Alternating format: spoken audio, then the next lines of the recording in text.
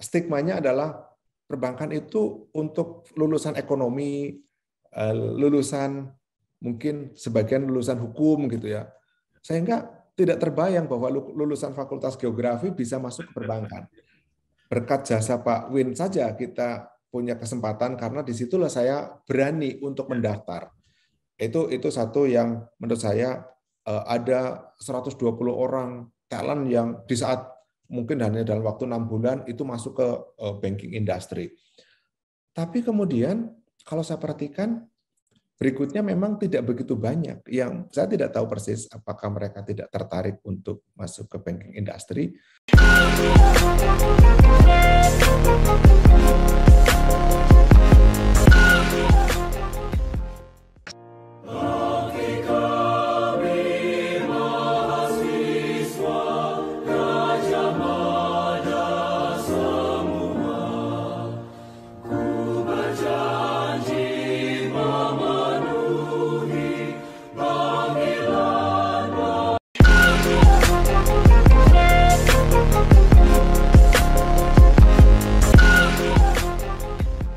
Assalamualaikum warahmatullahi wabarakatuh. Waalaikumsalam warahmatullahi wabarakatuh. Sama saya Bambang Sadono di kanal Inspirasi untuk Bangsa. Mudah-mudahan kanal ini selalu bisa memberi inspirasi, motivasi, dan edukasi. Kami sedang mempersiapkan beberapa video wawancara untuk ikut memberi makna 72 tahun Universitas Gadjah Mada. Selain akan kami tayangkan di dalam kanal Inspirasi untuk Bangsa, wawancara ini juga akan kami bukukan. Apa kabar Pak Sigit? Kabar baik, alhamdulillah Pak Bambang, sehat. Sibuk terus ya? Mungkin bisa dimulai dengan Bapak bercerita ketika pengalaman kuliah S1 maupun S2 di UGM, kemudian merintis karir, kelihatannya di beberapa bank berpindah-pindah, pernah di Bank DKI, pernah di BNI kalau tidak salah, dan sampai sekarang menjadi Direktur Keuangan di PT Bank Mandiri. Monggo silakan Pak Sigit. Baik, terima kasih Pak Bambang. Selamat pagi semuanya. Jadi kalau boleh saya memulai bagaimana kami belajar dari tahun 90 saya lulus dari SMA, kemudian pada saat lulus SMA, saya coba untuk mencari-cari kira-kira saya ingin kuliah di mana dan fakultas apa yang cocok untuk saya pilih. Pada saat itu, kemudian saya jatuh pada pilihan memilih program studi yang title-nya adalah Perencanaan Pengembangan Wilayah dan Transmigrasi. Title-nya itu, Pak Bambang. Perencanaan Pengembangan Wilayah dan Transmigrasi. Kenapa saya tertarik jurusan itu? Ada satu cerita. Pada saat itu saya punya om atau paman yang bekerja sebagai surveyor untuk membuka lahan-lahan transmigrasi. Beliau sering bercerita ke saya, sangat menyenangkan datang ke satu daerah baru, membuka hutan, ketemu dengan suku-suku lokal, sepertinya pekerjaan itu menyenangkan. Jadi sesimpel itu, akhirnya saya memilih memilih Perencanaan Pengembangan Wilayah Transmigrasi. Tapi satu hal yang saya tidak tahu bahwa itu ada di bawah Fakultas Geografi. Dan baru tahu setelah saya terima surat undangan atau surat kelulusan bahwa saya diterima di Fakultas Geografi. Saya masih ingat terima via pos. Kemudian disitulah awal mula saya belajar di Fakultas Geografi. Di sana kemudian saya di awal terus terang termasuk orang yang rada kurang bersyukur karena saya mempertimbangkan untuk mencari jurusan lain, Pak Bambang. Wah, kayaknya ini begitu masuk kok Fakultas Geografi ya nggak keren lah, kira-kira gitu, Pak. Terus saya pikir saya berpikir untuk nanti tahun depan UMPTN saya mau ikut lagi. Tapi ternyata niat saya itu berubah setelah saya kuliah dan belajar di Fakultas Geografi. Banyak hal yang sangat menyenangkan ketika saya di sana, sehingga pada saat akhirnya melewati 1 tahun masa UMPTN, saya udah nggak tertarik lagi dan saya akhirnya pastikan bahwa geografi adalah pilihan jurusan yang baik, yang saya harus serius di sana. karena di sana stigma, saya masih ingat di awal-awal saya masuk, di teman-teman satu kos, karena teman-teman itu banyak ada fakultas teknik, fakultas ekonomi, geografi apa yang dipelajari? Peta buta ya. Nah, itu ledek-ledekan yang saya rasa sering kali kita dengerin di awal-awal. Tapi setelah kita masuk, oh ternyata banyak yang dipelajari di sana. Kita belajar mengenai bukan hanya kebumian, tapi keruangan, cara berpikir yang holistik, sehingga melihat satu persoalan itu bukan hanya dari satu aspek, tapi dari multi aspek yang itu memperkaya bagaimana kita memahami fenomena yang ada di lingkungan sekitar kita. Nah, tahun 95 saya lulus dan bersyukur saya menjadi salah satu lulusan yang tercepat di Fakultas Geografi dengan predikat cum laude waktu itu. Nah, setelah lulus saya sebetulnya ada penawaran untuk menjadi staf pengajar di Fakultas Geografi. Tapi nasib berkata lain karena pada saat itu ada penawaran juga dari Bank BNI memberikan satu kesempatan kepada lulusan-lulusan terbaik untuk bisa berkarir di BNI dengan terlebih dahulu mendapatkan kesempatan untuk kuliah di MMUGM. Nah, kalau kita remind peristiwa itu sebetulnya itu ada di zaman pada saat itu dirutnya BNI adalah almarhum Pak Winarto Sumarto yang beliau juga alumni Gajah Mada. Jadi saya bersyukur dengan jalan beliaulah. Jadi kalau orang yang melantarkan saya untuk bisa berkarir di bank adalah alumni dari Gajah Mada juga. Itu juga berkat jasa dari Pak Winarto Sumarto. Saya punya kesempatan untuk kemudian akhirnya berkarir di perbankan. 2 tahun kuliah di MMUGM, tahun 97 kemudian lulus. Hidup lebih asik pakai living. Semua ada di living. Hidup lebih asik pakai living. Hidup lebih asik pakai living. Dan 98 saya sudah mulai aktif di BNI, persis pada saat itu adalah Krismon. Jadi ini satu peristiwa yang pada saat itu sektor keuangan dan perbankan adalah industri yang paling terdampak di Krismon 98, dan saya ada di sana pada saat awal karir di BNI, sehingga pada saat itu kebetulan saya ditempatkan sebagai kredit analis untuk corporate, namun tugasnya menjadi lebih banyak kepada restrukturisasi, karena memang saat itu hampir semua perusahaan itu sakit. Krismon, kita punya rupiah langsung terdepresiasi sangat dalam. Kita masih ingat rupiah kita dari 2.500-an naik menjadi 15 ribuan, ini kan berlipat-lipat, dan itu impact-nya luar biasa. Bunga bank waktu itu deposito bisa menyentuh 70-80%, ini tertinggi dalam sejarah, dan itulah di saat itu sektor perbankan sakit parah. Nah, ini yang saya alami di awal karir masuk BNI, kemudian ketemulah krisis. Saya kemudian berpindah-pindah tempat, tetapi ada satu event yang membuat akhirnya saya berpindah jalur dari perkreditan kepada accounting and finance, yaitu ketika saya menjadi eksekutif asisten dari wakil direktur utama Bank BNI kala itu Bapak Arwin Rashid, yang sekaligus beliau adalah CFO-nya BNI. Jadi disitulah saya baru berkenalan dengan yang namanya angka-angka, accounting, performance, bagaimana manage bank secara holistik, itu ada di situ. Jadi turnover-nya dari situ.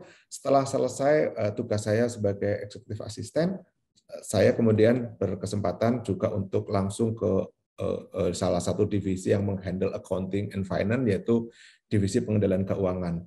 Karir saya mulai dari level asisten vice president, naik ke wakil kepala divisi, sampai ke posisi tertingginya di sana adalah kepala divisi. Itu sampai tahun 2015. Nah, di 2015 inilah saya dapat satu penugasan waktu itu DKI Jakarta gubernurnya masih Pak Ahok, beliau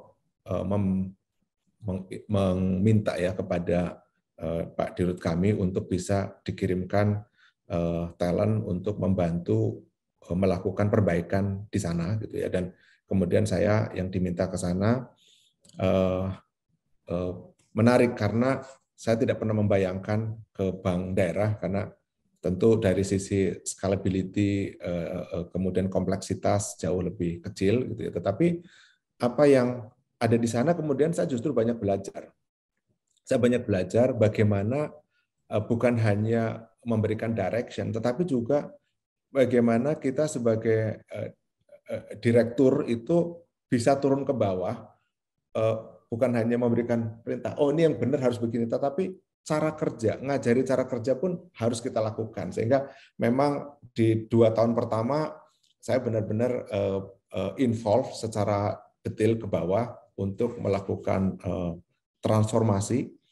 Nah, banyak hal yang kita lakukan di sana tentu adalah bagaimana mentransform Bank DKI itu dari sisi human capital, kita perbaiki corporate culture, business mindset, kemudian risk management, business process, governance, dan sebagainya. Dan hasilnya, saya meninggalkan Bank DKI itu dengan profit yang 4 kali lebih besar daripada awal saya masuk di sana, dan kita bisa juga memperbaiki kualitas kredit sehingga NPL-nya juga improve sangat signifikan dari 8% menjadi hanya tinggal 2%. Jadi itu juga salah satu yang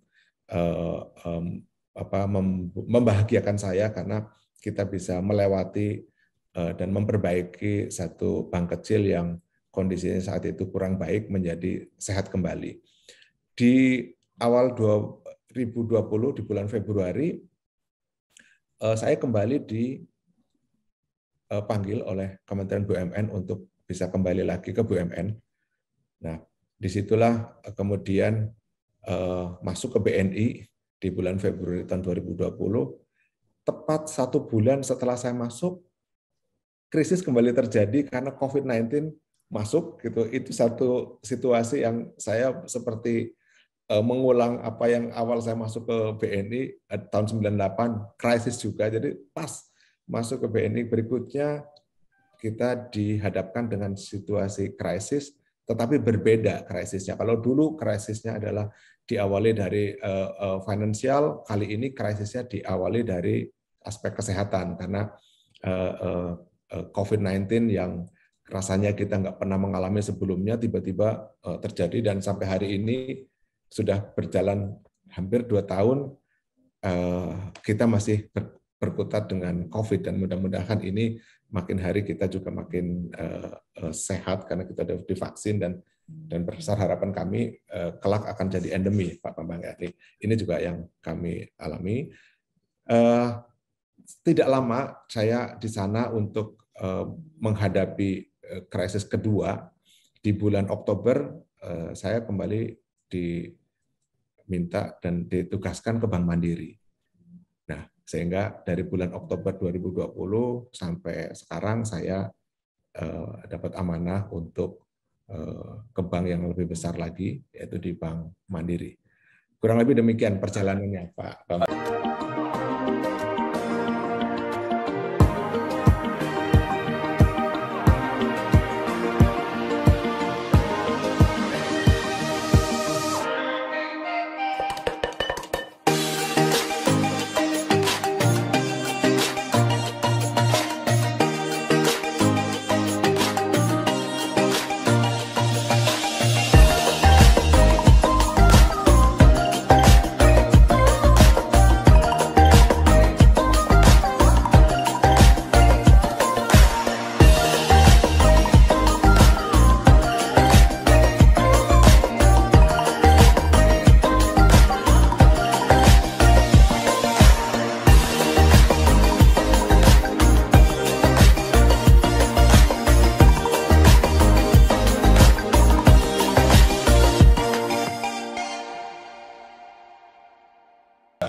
Pak Sigit, kelihatannya Pak Sigit selalu ada misi khusus itu ketika ditugaskan ke Bank DKI, kembali ke Bank BNI, Nah, tentu ada maksudnya kalau kemudian tempatkan di Bank Mandiri. Nah, kira-kira apa yang beda dari bank-bank sebelumnya?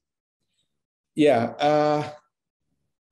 satu ya tentu skala bisnis dan fokus bisnis yang berbeda. Jadi kalau kita bicara Bank Mandiri, Bank Mandiri adalah bank dengan aset 1.725 triliun, tentu hampir 2 kali lipat dari BNI yang asetnya di 964 triliunan di akhir tahun yang lalu, dan jauh lebih besar lagi dibanding dengan Bank DKI yang asetnya hanya kurang lebih 70 triliun. Jadi dari sisi skala bisnis tentu berbeda. Dengan skala bisnis yang berbeda, tantangannya juga berbeda, persoalannya juga berbeda, dan fokusnya juga sangat berbeda. Jadi di sini saya melihat bahwa kalau di Bank Mandiri khususnya ya, Mandiri adalah wholesale bank, bank yang 66%, 65% kreditnya itu masuk ke wholesale, yaitu corporate sama komersial. Ini tentu berbeda dengan Bank DKI, bank daerah yang banyak fokusnya untuk consumer loan misalnya. Nah, kemudian juga secara sumber daya yang dimiliki. Kalau saya boleh membandingkan, Mandiri itu mempunyai sumber daya yang sangat strong, bukan hanya dari sisi capital, tetapi juga dari human capital-nya, dari sumber daya manusianya.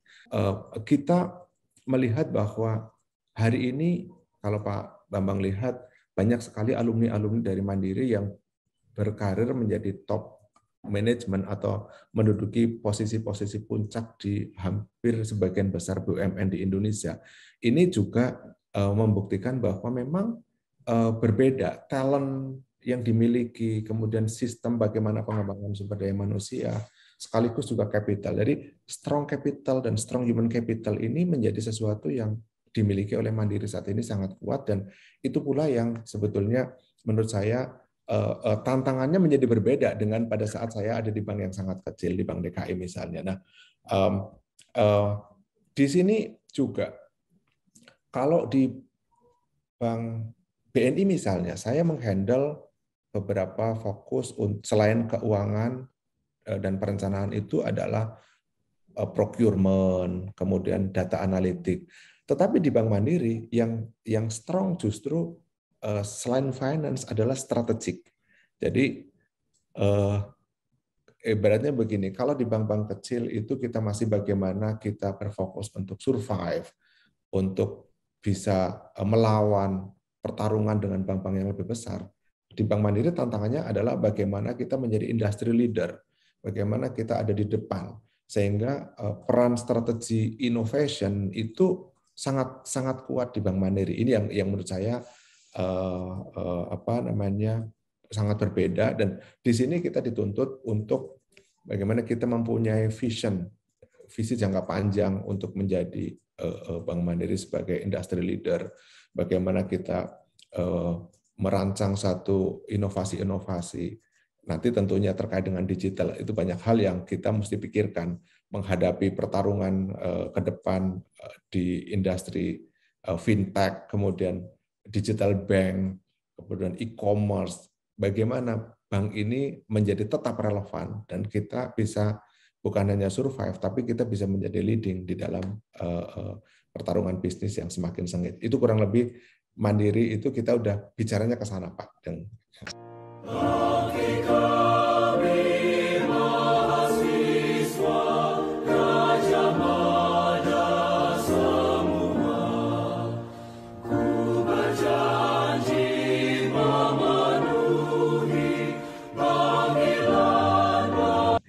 Jadi ada tambahan tugas di Bank Mandiri, yaitu bidang strategi tadi. Apa Pak yang paling ingin segera dilakukan di bidang itu? Iya, satu Pak, ya mungkin sedikit sebagai background bahwa peran strategik di Bank Mandiri itu yang saya kerjakan itu meliputi kurang lebih ada 4-5 grup.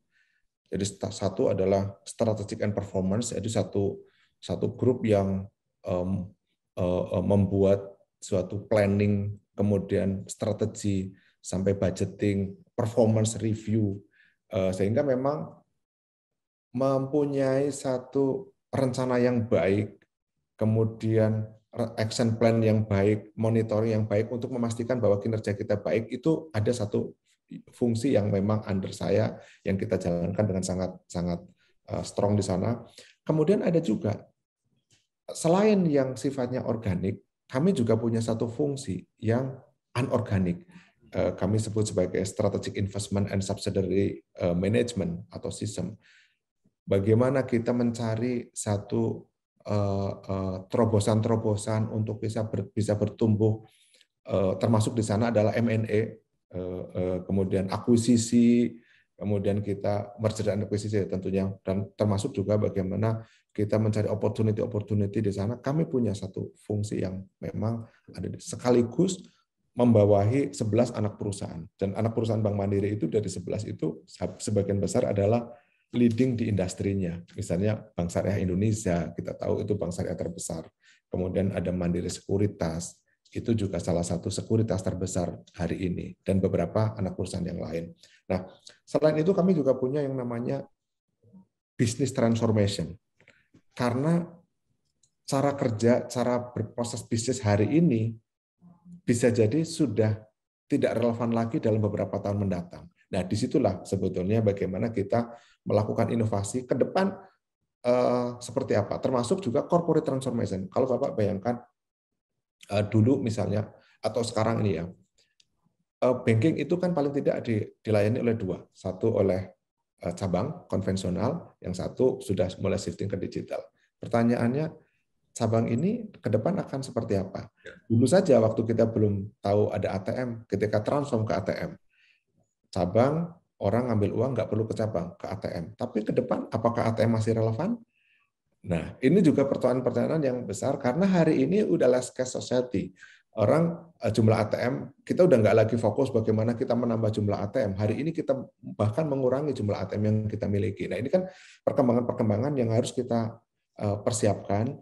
Dan memang by design kita harus mempunyai roadmap ke sana. Itu yang dilakukan atau dikerjakan oleh salah satu function di tempat saya adalah business transformation dan corporate transformation. Bagaimana kita mencari terobosan-terobosan untuk membuat bisnis proses menjadi lebih efisien, lebih kompetitif, bisa bid ke market, bukan hanya ngomongin hari ini, tapi juga ke depan. Nah, ini yang menurut saya tugas-tugas yang hari ini banyak, karena saya percaya bahwa kata kunci dari bagaimana kita tetap relevan ke depan adalah inovasi. Jadi inovasi menjadi salah satu strong point yang menjadi tugas tambahan, bukan hanya bagaimana mengelola keuangan sehat, sustain, terus kemudian profitnya tumbuh, tapi inovasi. Karena ke depan Bapak perhatikan kunci dari yang muncul hari ini kan inovasi, Pak Bambang.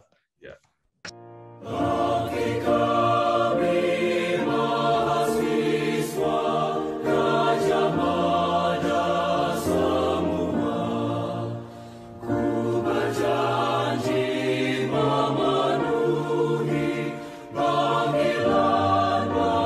Pak Sigit sudah bicara tentang inovasi, kita langsung saja bicara tentang klaim Bank Mandiri sudah menjadi bank yang full digital. Ke depan seperti apa ini? Ya, mungkin background dulu. Jadi kita sudah lakukan, kita juga belajar Pak dari apa yang dilakukan oleh bank-bank lain maupun industri, bukan hanya bank lain tapi juga industri lain, bukan hanya di Indonesia tetapi juga di seluruh dunia. Kalau kita lihat hari ini ya Pak, ada kurang lebih 230-an bank digital di seluruh dunia, dan rupanya dari lebih dari 200 itu hanya belasan saja yang mereka bisa mencatatkan keuntungan. Nah, ini satu studi yang bagus ya. Sehingga kemudian kita come up dengan 3 pilihan model untuk menjadi digital. Nomor 1 adalah kita mentransform diri kita menjadi digital. Itu dilakukan oleh beberapa bank, DBS misalnya melakukannya. Yang kedua adalah kita munculkan yang namanya Challenger Bank. Biasanya dikerjakan oleh teman-teman di fintech, e-commerce, kemudian dia beli bank kecil, kemudian ditransform menjadi digital bank. Ini seperti yang dilakukan oleh Bank Jago, kemudian Neo-commerce Bank gitu. Kemudian ada satu lagi adalah conventional bank, kemudian dia set up satu small bank yang disebut sebagai secondary branch seperti BCA dengan Blue, BRI dengan Raya. Nah, ketiga-tiganya itu pilihan, tapi tentu pertimbangan itu kembali kepada masing-masing bank. Hari ini kami Bank Mandiri memilih opsi yang pertama, mentransform diri kita menjadi digital. Kenapa pilihan itu yang terjadi? Satu, Mandiri itu mempunyai, tadi kan Mandiri adalah wholesale bank. Wholesale bank, dengan kata lain, kita punya ekosistem wholesale yang besar, corporate, komersil, itu ekosistemnya sangat besar. Namun di sisi yang lain, kami juga punya retail customer base yang angkanya lebih dari 30 triliun. 30 juta nasabah kita miliki hari ini di retail. Pak Bambang bayangkan, pada saat setup bank digital, saya sebut saja Bank Jago. Bank Jago masih tahapnya adalah bagaimana ekosistem yang ada di Gojek, Tokopedia, itu ditawari produk supaya mereka berbank dengan digital bank, dengan Bank Jago, artinya prosesnya adalah akuisisi, sementara kami sudah punya 30 juta customer base. Jadi fokus utama kami sebetulnya selain kita mengenhance, menambah jumlah kita punya customer, tapi juga bagaimana mengoptimalkan, memonetize customer existing yang kita miliki. Maka kita sudah di tahapan yang sudah lebih di depan dalam konteks itu. Jadi kalau kita membiarkan kita punya customer base dan kita nggak garap, tapi kita bangun small bank, itu kita justru akan losing, kita punya market share, kita kehilangan customer. Makanya kita akan transform diri kita menjadi digital. Pertanyaannya, digital bank itu apa sih? Gitu kan? Digital bank itu apa? Digital bank itu, kalau kita lihat di teman-teman yang digital bank yang ada hari ini adalah tidak perlu cabang, semua transaksi selesai melalui kita punya gadget gitu ya, kita punya handphone. Nah, apakah itu tidak mungkin? Sangat mungkin. Kami fokus ada dua hal. Satu, kami yang kita sebut sebagai wholesale digital platform, satu retail digital bank. Karena Bank Mandiri adalah wholesale bank, maka kami juga mentransform capability-nya untuk men-serve digital bank untuk corporate dan corporate klien kami, wholesale klien kami. Kita sebut namanya Kopra. Hari ini Pak, Kopra baru kita launching di akhir tahun 2021 dan total GTV atau gross transaction value yang melalui Kopra itu angkanya sudah lebih dari 13.000 triliun. Jadi satu amount yang sangat besar dan kami adalah nomor satu secara industri karena market share Bank Mandiri di digitalisasi wholesale itu kurang lebih angkanya di 35-40%.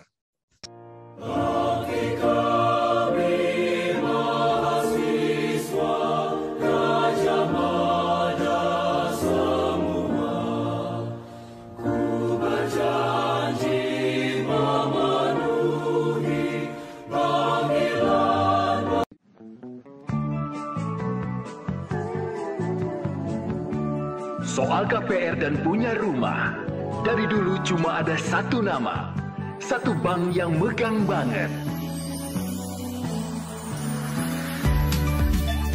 Sekarang A sampai Z-nya serba digital buat kita. Cukup satu website untuk mulai cari hunian yang oke.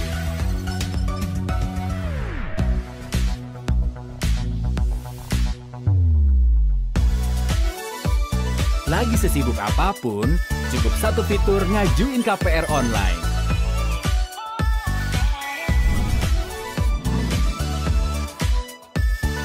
Sampai satu aplikasi biar gampang bayar biaya rutin. Kini, semua ada di jarimu. Satu nama dengan pengalaman 45 tahun memimpin segmen KPR. KPR pasti BTN. Yang kedua, yang kita sebut sebagai retail digital bank. Retail digital bank itulah kami launching yang namanya Kopra. Nah, ada 3 poin penting yang menurut saya perlu kami sampaikan, yang kita meyakini bahwa Livin ini menjadi game changer Bank Mandiri untuk kelak menjadi digital bank. Pertama adalah apa yang kita sebut sebagai comprehensive banking experience. Poinnya begini, semua transaksi yang hari ini ada di cabang harus kita punya capability untuk pindahin ke handphone kita. Dan itu bisa terjadi, dan sudah terjadi. Kalau hari ini, kalau sekiranya Pak Bambang belum punya akun Bank Mandiri, Bapak bisa coba melalui Livin, Bapak duduk. Oh sudah ya, terima kasih Pak Bambang. Tapi mungkin buat para alumni yang belum punya akun, Pak, kalau sekarang buka akun, download di Livin, tidak lebih dari 5 menit, ikutin prosesnya, akun sudah terbuka. Artinya kita nggak perlu lagi datang ke cabang untuk buka rekening, cukup pakai Livin, 5 menit Pak, kami punya SLA 5 menit, not more than 5 menit, jadi dalam waktu 5 menit harus sudah bisa kita buka. Itu seluruh experience yang ada di cabang kami akan pindahkan ke sini. Belum selesai hari ini Pak, belum selesai. Tapi prosesnya sedang terus terjadi. Kalau hari ini basic untuk mobile banking sudah ada di sana, kita tambahkan lagi mulai integrasi e-commerce. Kami dalam waktu dekat akan rilis untuk investasinya. Jadi kalau beli ori, kemudian reksadana, saham, nanti akan kami integrasikan. Dalam waktu dekat kami akan rilis versi pelengkapnya. Itu adalah pertama adalah jadi kita akan memindahkan seluruh experience terbaik di mobile banking di sini, seluruh transaksi yang ada di cabang ada di handphone kita. Yang kedua, kita juga punya 11 anak perusahaan, itu juga kan bisnis anak perusahaan ini akan kita pindahkan ke Livin. Di situ karena kita punya Mandiri Sekuritas, nanti kalau Pak Bambang mau beli saham bisa langsung melalui Livin, mau beli reksadana tadi, termasuk untuk insuran karena kami punya Aksa Mandiri dan seterusnya ada di sana. Kalau kita tertarik untuk transaksi syariah akan kita integrasikan. Itu adalah keunggulan yang kedua. Yang terakhir itu adalah open ecosystem. Umumnya mobile banking atau digital bank itu eksklusif Pak. Misalnya Gojek dengan Tokopedia. Terus nanti mungkin ada salah satu bank dengan Shopee gitu. Tapi kami justru memilih open ecosystem. Kami buka seluruh opportunity untuk bisa melakukan transaksi. Ini jadi kalau kami seperti sebuah supermarket yang menawarkan berbagai macam produk, siapapun bisa jadi jualan di tempat kami. Jadi kami jadi marketplace-nya untuk semua e-commerce maupun layanan-layanan yang hari ini ada di market. Dan ini yang menjadi vision kami.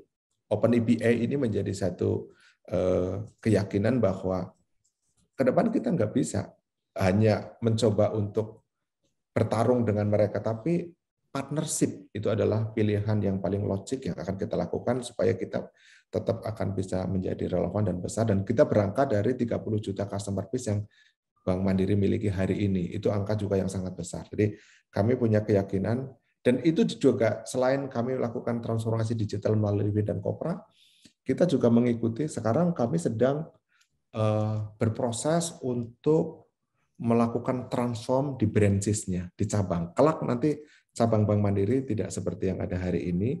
Kita sedang proses piloting untuk supaya cabang yang lebih sesuai dengan perkembangan zaman ke depan itu akan terjadi. Termasuk nantinya kalau Pak Bambang akan ke cabang mau ambil uang, Bapak sudah melakukan proses melalui Livin, sehingga datang ke sana Bapak tidak perlu lagi isi form, kemudian slip, datang ke teller, Bapak cukup karena sudah melalui proses ada di Livin ini, datang ke cabang, kita akan layani dalam waktu 1-2 menit, sudah selesai karena semua sudah by digital. Kurang lebih arahnya ke sana, Pak Bambang. Ini juga bagian inovasi yang sedang kita lakukan.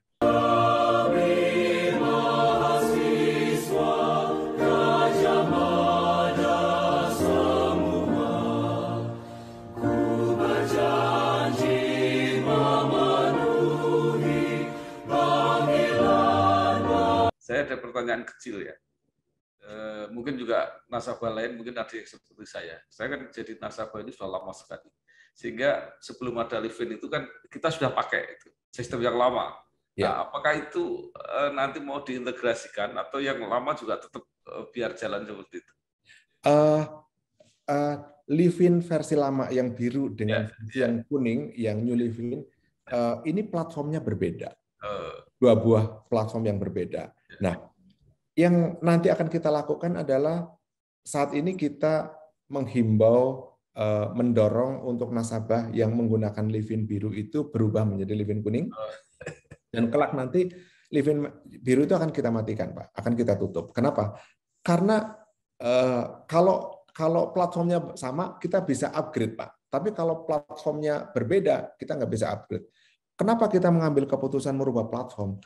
Karena platform yang lama tidak memungkinkan kami untuk membangun capability seperti yang ada hari ini dengan Livin kuning. Jadi kita akhirnya mengambil keputusan kita mesti ganti platform supaya apa yang ingin kita lakukan itu tidak terkunci oleh tentu teman-teman IT sangat paham bahwa platform itu bisa menjadi sesuatu yang tidak mudah untuk diakali dalam tanda petik supaya kita bisa bertumbuh. Tapi dengan pilihan platform yang baik dan kita meyakini ini adalah platform yang benchmark yang terbaik yang kita miliki sehingga apapun yang dibutuhkan nasabah ke depan bisa kita akomodir di platform yang baru. Sehingga nanti mohon maaf untuk nasabah-nasabah Bank Mandiri yang sudah menggunakan platform biru, kami tentu sangat berharap untuk bisa mendownload platform yang baru di Livin kuning supaya apa yang kami kerjakan, fitur-fitur baru ini bisa dinikmati, Pak. Gitu.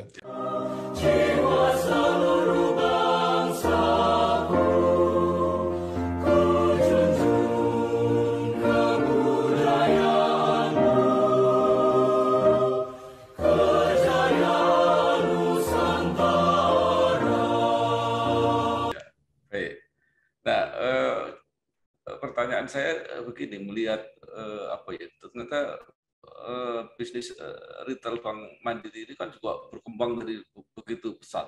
Mungkin nggak nanti secara strategik tadi menggeser porsi-porsi yang semula bank korporasi komersial itu sehingga retailnya menjadi lebih besar. Ya, kurang lebih apa yang menjadi concern dan pertanyaan dari Pak Bambang itu juga hal yang juga kita pikirkan dan kita rencanakan. Pertama adalah bahwa tentu identitas Bank Mandiri sebagai wholesale bank akan terus kita pertahankan, sebagai bank corporate akan terus kita pertahankan karena memang negara ini membutuhkan keberadaan sebuah bank dengan kapital yang kuat untuk mensupport pembangunan sehingga disitulah kami akan tetap hadir sebagai wholesale bank, corporate bank. Namun kita juga menyadari bahwa kalau kita masuk di sana, makin hari margin kita makin tertekan karena tentu nasabah-nasabah corporate menginginkan pricing atau bunga yang lebih rendah. Oleh karenanya kita sangat menyadari itu dan salah satu yang kita sedang kerjakan dan telah kita kerjakan itu adalah apa yang kita sebut sebagai strategi shifting gear to high yield asset. Atau kita mulai shifting ke aset-aset yang memberikan yield yang lebih tinggi. Ada di mana? Ada di retail. Nah, oleh karenanya kita juga ke depan akan mengurangi shifting komposisinya yang hari ini 66, 34, 66 corporate atau wholesale, 34 di retail, kami akan geser menuju ke 60-40. Jadi porsi retailnya, potensi konsumernya akan kita tambah, wholesale-nya akan secara perlahan kita kurangi porsennya. Nah, namun yang penting, yang juga menurut saya perlu disampaikan adalah bahwa tumbuh di retail juga sebagian adalah bagian dari value chain-nya wholesale. Kalau kita tahu hari ini nasabah-nasabah corporate kita yang besar itu kan mereka juga punya supplier, punya distributor, punya employee, punya pegawai-pegawai. Nah, semua ini adalah potensi untuk digarap di segmen yang lebih kecil. Dan ini yang juga kita kerjakan. Sehingga kalau kita sudah memilih klien yang baik di corporate, turunannya juga bagus. Itu juga strategi yang kita lakukan. Kita bertumbuh di retail, tapi menjadi bagian dari value chain-nya wholesale, sehingga di situ kualitas kreditnya kita bisa jaga dengan baik, tetapi porsi retailnya makin besar, dan pada akhirnya ini adalah pilihan dari nasabah-nasabah yang baik, dan kelak akan tetap lancar. Dan juga perlu juga kami sampaikan bahwa Bank Indonesia mengatur mengenai bagaimana perbankan itu punya porsi untuk UMKM yang lebih besar, yaitu 30%.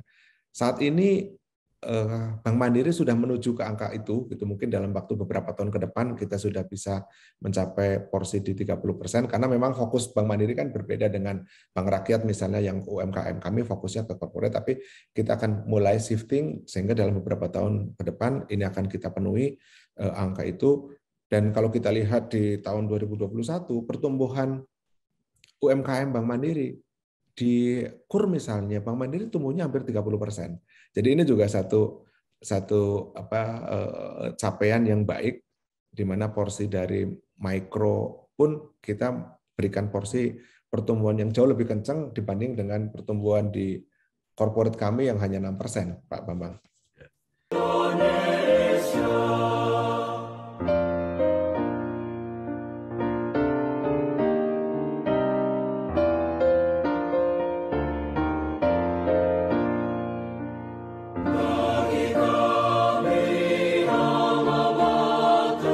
Luar biasa, Pak Sigit.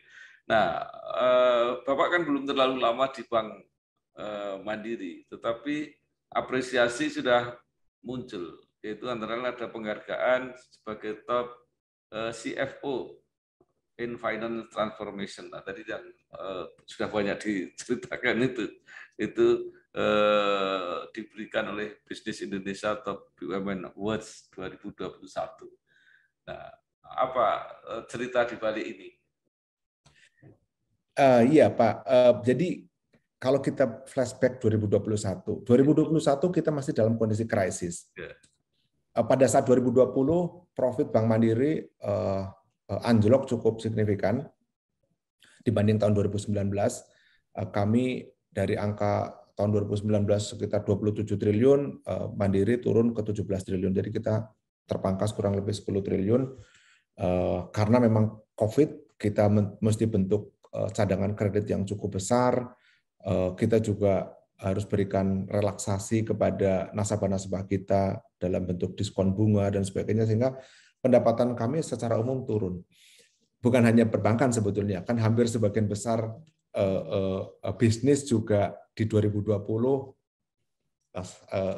bukan hanya batuk-batuk, tapi ada yang cukup terpengaruh ya Pak Bambang. Ini juga kami alami. Tetapi kemudian apa yang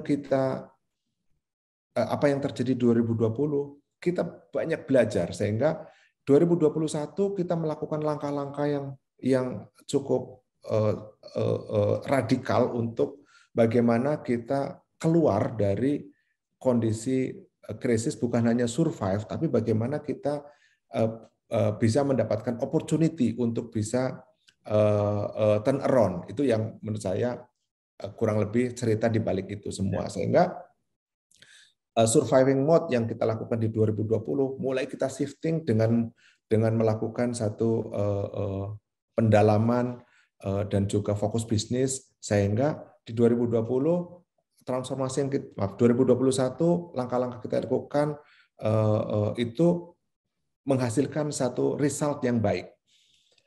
2020 kita melakukan penajaman strategi, kalau kami secara internal kita sebut sebagai strategi 331, yaitu 3 besaran fokus, 3 kekuatan, dan 1 gestur.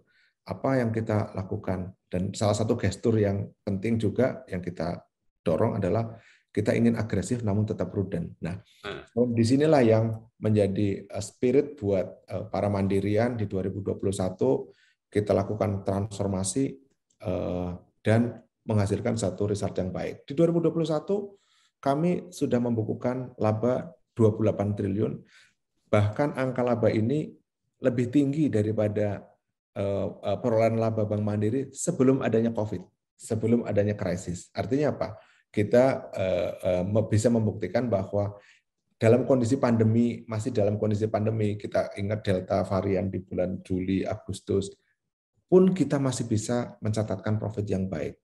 Di 2021, pada saat itu kita punya corporate action dengan melakukan konsolidasi Bank Syariah Indonesia, membuat total aset Bank Mandiri menjadi 1.725 triliun.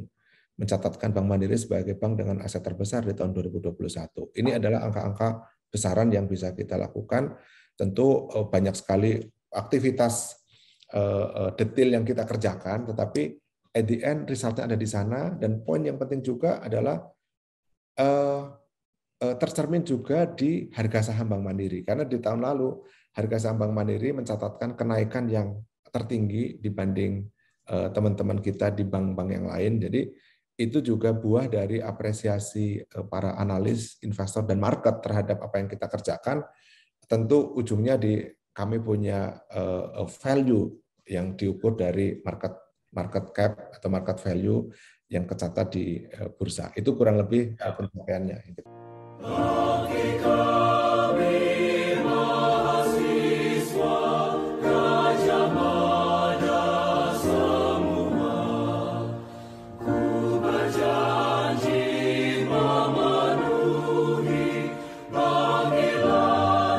Luar biasa. Sekarang kita kembali ke UGM. Saya sudah mewawancarai Pak Anggito Abimanyu.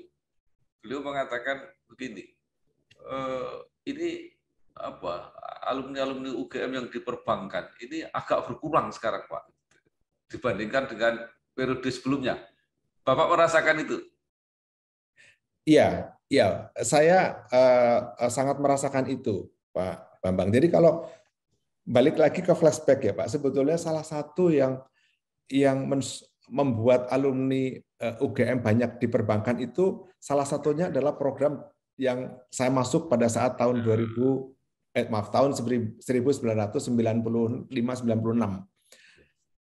Pak Winarto secara khusus waktu itu merekrut kurang lebih 120 orang yang terbagi dalam 3 angkatan.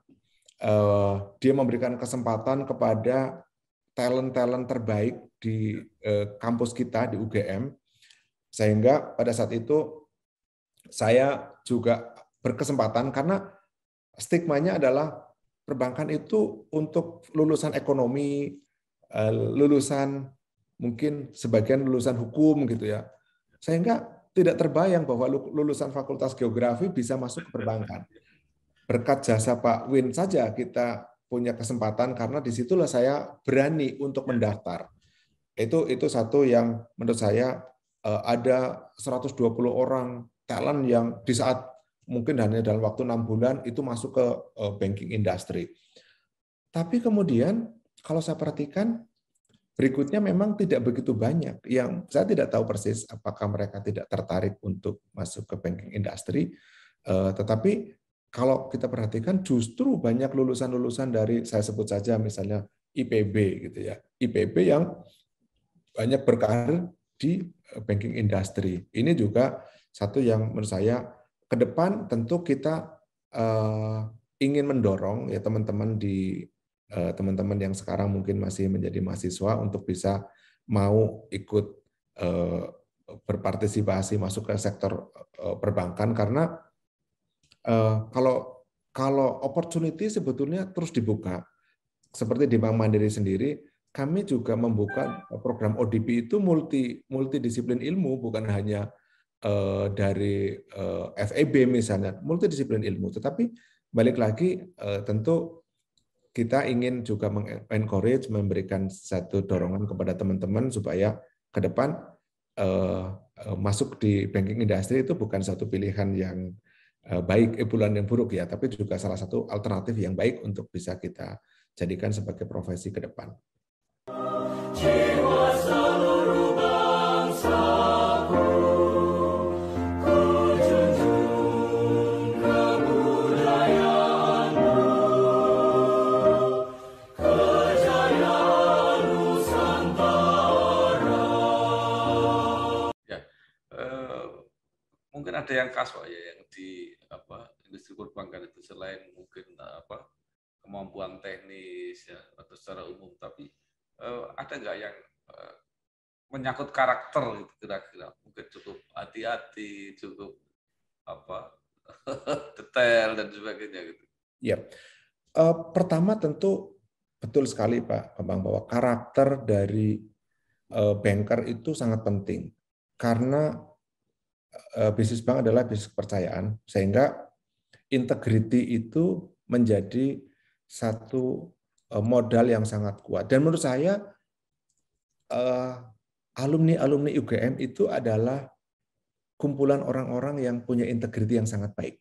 Jadi saya sudah bertemu dengan berbagai macam alumni ya Pak, tapi saya yakin dan saya hakul yakin bahwa kita dibangun dengan satu karakter, nilai-nilai, kalau kita masih ingat nilai-nilai perjuangan, pengabdian, kesederhanaan, kerakyatan, itu sangat terasa bahwa integriti kita dibangun di sana.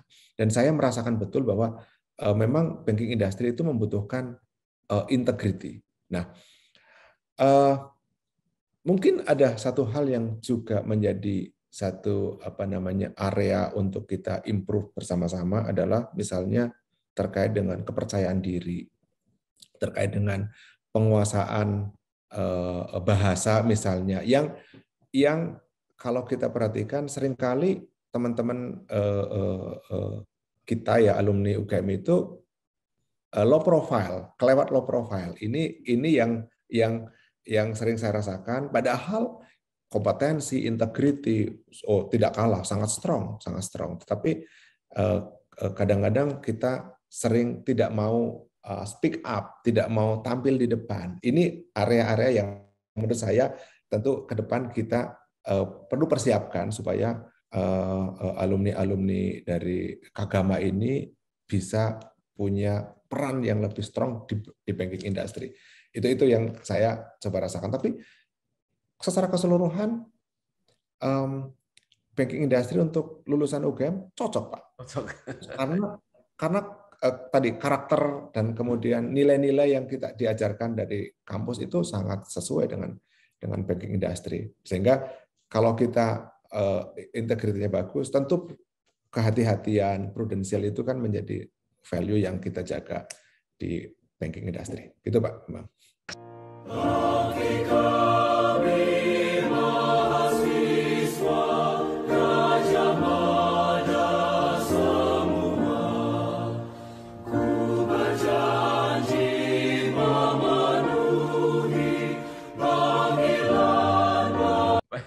Terima kasih sekali Bapak Sigit Prastowo, Direktur Keuangan dan Strategi Bank Mandiri. Saya kira banyak sekali informasinya yang bermanfaat dan memberi motivasi, terutama kepada mahasiswa, bukan saja yang dengan background keuangan atau ekonomi, perbankan, dan sebagainya, tapi dari manapun bisa. Pak Sigit dari geografi. Saya kira sekali lagi terima kasih Pak, sayang waktunya. Sukses terus. Baik. Ya, wassalamualaikum warahmatullahi wabarakatuh. Waalaikumsalam warahmatullahi wabarakatuh. Terima kasih Pak Bambang atas kesempatan dan wawancaranya. Okay.